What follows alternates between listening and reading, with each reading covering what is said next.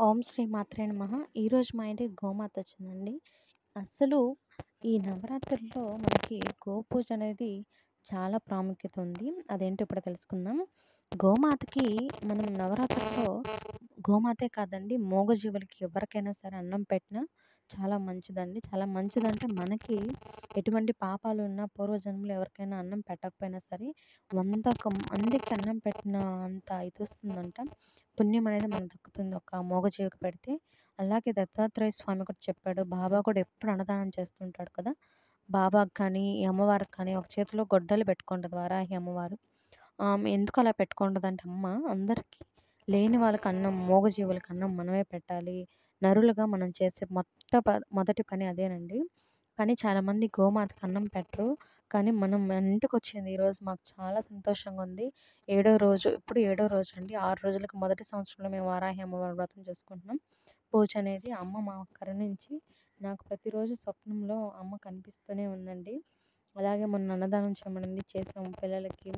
అలాగే యూట్యూబ్‌లో కూడా కొంచెం మనీ వస్తే అన్నదానంకి నేను మనస్ఫూర్తిగా ఇస్తానని అమ్మకి కూడా చెప్పాను. దాంట్లో అబద్ధం ఏం లేదండి. నేను అబద్ధం వ్యూస్ కోసం ఏం చెప్పడం లేదు. నేను గోమాత సేవ చేస్తాను. మా విలేజ్‌లో కూడా గోమాత అది ఉందండి. మీరు కావాలంటే కొట్టి చూసుకోండి. నెల్లూరు డిస్ట్రిక్ట్ దగ్గరలో ఉంది. అలాగే మీరు వారాహి అమ్మవారిని కొలిచారంటే అమ్మ ఏదో ఒక రూపంలో మీ ఇంటికొస్తుందండి. అలాగే ఈరోజు మా ఇంటికి ఆవు రూపంలో వచ్చింది. అంటే గోమాత రూపంలో వచ్చింది. పూజ చేసాము. బొట్టు పెట్టి హారతి ఇచ్చాము. అంటే మా ఇంటి మహాలక్ష్మి లాగనమాట. ఆవు కింద నుంచి దూరితే మోక్ష మార్గం అంట. అంటే మామూలుగా మనం శివయ్యకి అభిషేకం అంటే ప్రీతికరం. అలాగే అమ్మవారికి గొడ్డలి, భూమిలో పండినంటే ఇష్టం. అంటే నాగలి, గొడ్డలి ఎందుకు పట్టుకోమో తెలుసా? ఆ దున్నేది ఎవరండి? ఎద్దులే కదా! అంటే ఎద్దులంటే ఎవరు? గోమాత. గోమాత. అందుకు చాలా చెప్పుకుంటూ ఉంటే టైమే సరిపోదు. చూసారా మా ఇంట్లోకి ఎంతగా ఇదిగా వచ్చి లోపలికొచ్చేసిందో.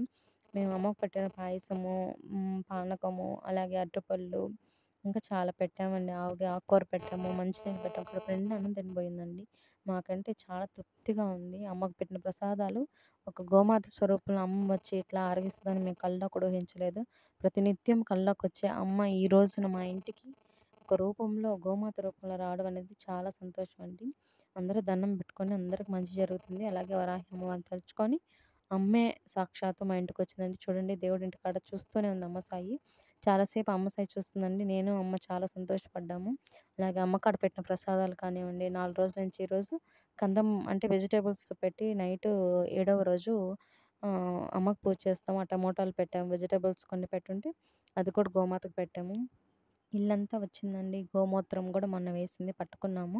ఇప్పుడైతే గోమూత్రం వేయలేదు. వేసుంటే చాలా బాగుండేది. పర్వాలేదు అమ్మ వచ్చింది అదే సంతోషం మాకు. అసలు వెళ్ళలేదండి గోమాత అయితే మా ఇంటి నుంచే వెళ్ళలేదు. అమ్మ ఒక పక్క, నేను ఒక పక్క తినేటివి ఏముంటే పెడదామని చూస్తూనే ఉన్నాము. అమ్మ కాడ పెట్టిన పాయసం కూడా పెట్టేసామండి. ప్రసాదంగా పెట్టిన పాయసం పెట్టేసాము. అమ్మ వచ్చేసరికి మాకేం అర్థం కాలేదు.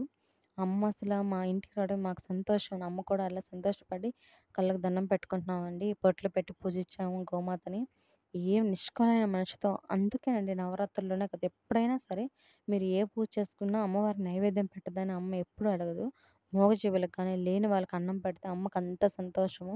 మీరు పెట్టినా, పెట్టకపోయినా అమ్మ అంత సంతోషపడుతుందండి. అంత ప్రాముఖ్యత ఉంది గోమాతకు కానీ, చిన్న పిల్లలకి అన్నం తినిపించటం కానీ, అలాగే పేద పిల్లలకి, అనాథ పిల్లలకి అన్నదానం అంటే చాలా మంచిదండి. మీరు కూడా వీలైతే ఒకరికి గానీ, ఇద్దరికి గానీ అన్నదానం చేయండి. అలాగే వెంకటేశ్వర స్వామిని కానీ టీటీడీలో నేను చదువుకున్నాను. టీటీడీలో అయితే అన్నదానం గోశాలే ఉందండి. అక్కడ వర్క్ చేసేదానికి కూడా ఎంతోమంది పోటీ పడతారు. So, thank you so much అండి. Please subscribe my channel and watch my channel.